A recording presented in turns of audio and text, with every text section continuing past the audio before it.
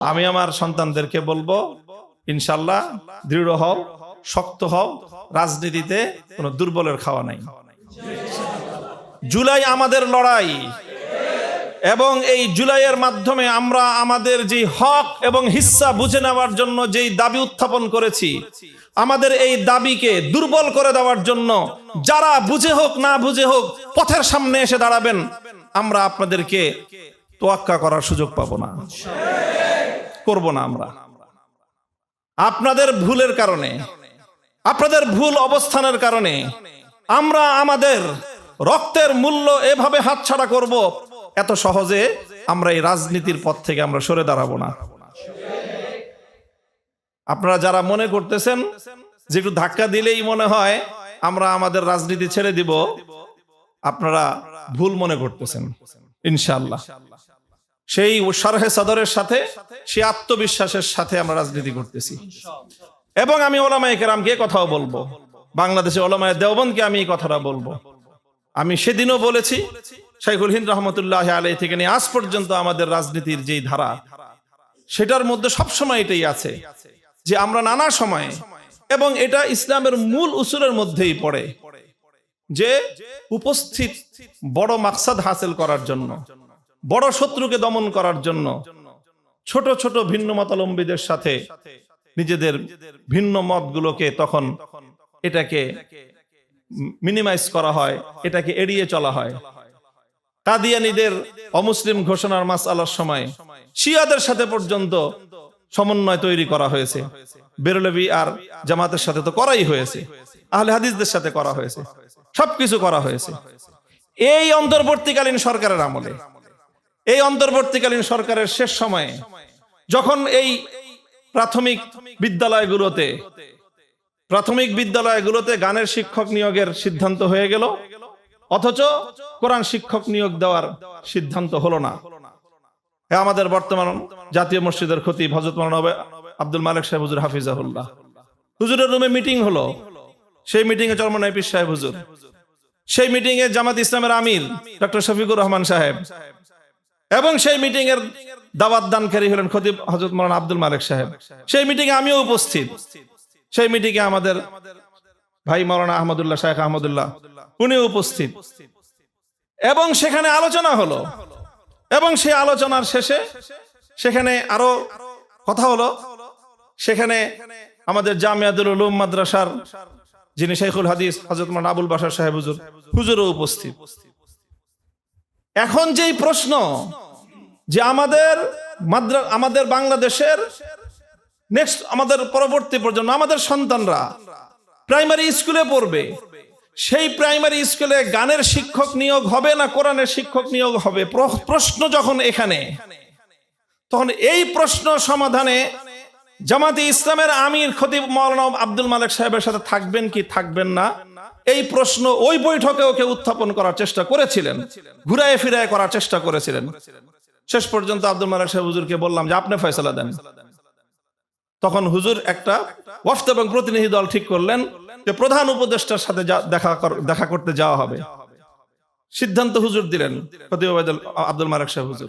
কে কে যাবে হুজুর নিজে ঠিক করলেন। যাবেন মাওলানা আব্দুল মালিক সাহেব হুজুরের নেতৃত্বে। যাবে কে কে? জামাত ইসলামের আমির ডক্টর শফিকুর রহমান সাহেব, ইসলামী আন্দোলন বাংলাদেশের আমির সৈয়দ রেজাউল করিম পীর সাহেব চরমনাই, বাংলাদেশ খেলাফত মজলিসের আমির মাওলানা মামুনুল হক, আর জামিয়াতুল উলুমের প্রিন্সিপাল হযরত মাওলানা মাহমুদুল হাসান সাহেব হাফিজাহুল্লাহ। 5 জনের ওয়াফদ তৈরি করা হলো। আব্দুল মালিক সাহেব দায়িত্ব দিলেন আমিরে জামাতকে, জামাতের আমিরকে, যে আপনি প্রধান উপদেষ্টার কাছ থেকে সময় নেন, কারণ ওনার জন্য সময় নেওয়াটা সহজ ছিল। এবং উনি চেষ্টা করলেন, যোগাযোগ করলেন। শেষ পর্যন্ত ডক্টর ইউনূস এই বৈঠককে অ্যাভয়েড করলেন। কেন অ্যাভয়েড করছেন?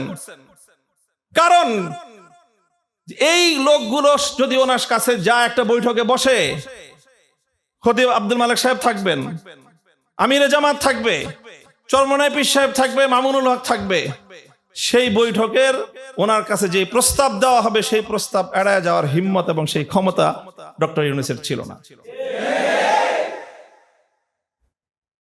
তো ঠিক যেভাবে প্রাইমারি স্কুলে গানের শিক্ষক বাদ দিয়ে কোরআনের শিক্ষক নিয়োগ দেওয়ার প্রশ্নটা যেরকম অত্যন্ত অনেক বড় একটা প্রশ্ন, সেই প্রশ্নে যেরকম আমরা এই সকল ভেদাভেদগুলো ভুলে গিয়ে এক জায়গায় এক প্রতিনিধি দল নিয়ে যাওয়ার জন্য আমরা সিদ্ধান্ত গ্রহণ করতে পারি, কাদিয়ানীদের অমুসলিম ঘোষণার মাসআলায় যখন যেমনি ভাবে আমাদের বড়রা শুধু মাওলানা মওদুদী সাহেবকে সঙ্গে নিয়ে আন্দোলন করেছেন তাই নয়, বরং ওনার মুক্তির জন্য আমাদের আলেম ওলামায়ে দেওবন্দ আন্দোলন করেছেন। কারণ যখন মাসআলা যখন কাদিয়ানীদের, তখন সেই কাদিয়ানীদের মাসআলায় মাওলানা মওদুদী সাহেবের ভূমিকা এটা অবশ্যই প্রশংসনীয় ভূমিকা ছিল, এবং ওনার মুক্তির জন্য গোটা ভারত উপমহাদেশের, পাকিস্তান, বাংলাদেশের সকল ওলামায়ে কেরাম তখন তার পক্ষে মাঠে নেমে কাজ করেছে। আজ আমরা সেই রকম একটা ঐতিহাসিক রাজনৈতিক মুহূর্তে আছি। আমাদের জুলাই, আমার সন্তানের রক্ত দিয়ে কেনা জুলাই, তিল তিল করা আমাদের কষ্টসাধ্য এই জুলাই, যেই জুলাইয়ের উপরে ভিত্তি করে আমরা স্বপ্ন দেখছি যে আবার বাংলাদেশে 47-এর রাজনীতি ফিরে আসবে, যেই জুলাইয়ের উপরে ভিত্তি করে আমরা স্বপ্ন দেখছি যে 72-এর অভিশাপ থেকে আমরা এবং আমাদের পরবর্তী প্রজন্ম মুক্তি পাবে, সেই জুলাইয়ের ফসল ঘরে তুলবার জন্য একজন কওমের সন্তান হয়ে সর্বপ্রথম আমরা মাঠে নেমে সোহরাওয়ার্দী উদ্যানে মহাসমাবেশ করেছি।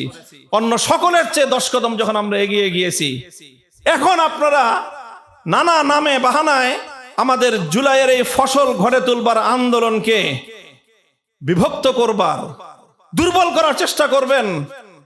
এটা যদি করেন আত্মঘাতী হবে, আত্মঘাতী আপনারা হতে পারেন। আমরা আমাদের শেষ চেষ্টা দিয়ে আমাদেরকেও রক্ষা করব, জাতির ভবিষ্যৎকেও রক্ষা করব, আপনাদেরকেও রক্ষা করার চেষ্টা করব।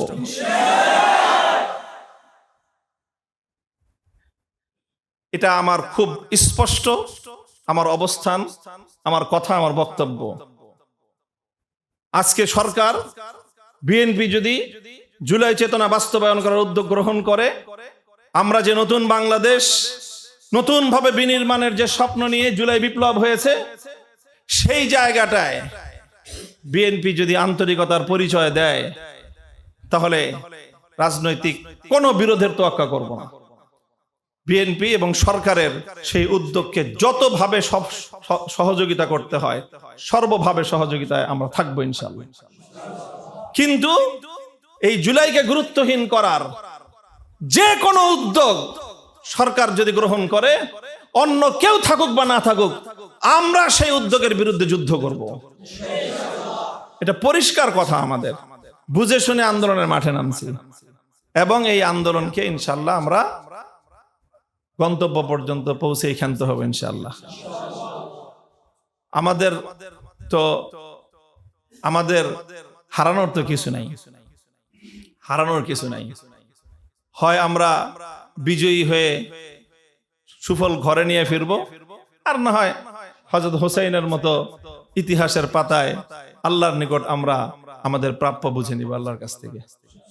ইম্মাল ফাতহু ওয়া ইম্মাশ শাহাদা হাল তারাব্বাসুনা বিনা ইল্লা ইহদাল হুসনাইন। আমাদের হারানোর কিছু নাই। এই জন্য আমি বলি সবসময় যে আমাদের সাথে টক্কর দেওয়াটা এটা অন্য যে কোনো পক্ষের সাথে টক্কর দেওয়ার চেয়ে একটু কঠিন বেশি। কারণ আমাদের এত কিছুর হিসাব নিকাশ নাই, এত হিসাব নিকাশ নাই।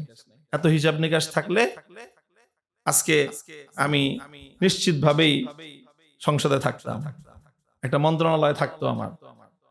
কিন্তু ওই সব বুঝে শুনে ওগুলোকে দুপায়ে দলে তারপরেই জাতির ভবিষ্যতের এই অধিকার আদায় করার জন্য বিপদ সংকুল পথে বুঝে শুনে নেমেছি। এবং ইনশাআল্লাহ আমি আশাবাদী যে আমাদের এই সংগ্রাম সাফল্যের মঞ্জিল পর্যন্ত পৌঁছবে ইনশাআল্লাহ। আমি আমার সন্তানদেরকে বলবো, ইনশাআল্লাহ দৃঢ় হও, শক্ত হও, রাজনীতিতে কোনো দুর্বলের খাওয়া নাই। তোমাকে সর্বপ্রথম মানসিকভাবে শক্তিশালী হইতে হবে, নিজের দাবি আদায়ে তোমাকে অত্যন্ত মজবুত দৃঢ়পদ হতে হবে। তারপরে ইনশাআল্লাহ তুমি সঠিক কর্মপন্থায় অগ্রসর হও, মঞ্জিল তোমাকে হাতছানি দিয়ে ডাক দিবে ইনশাআল্লাহ।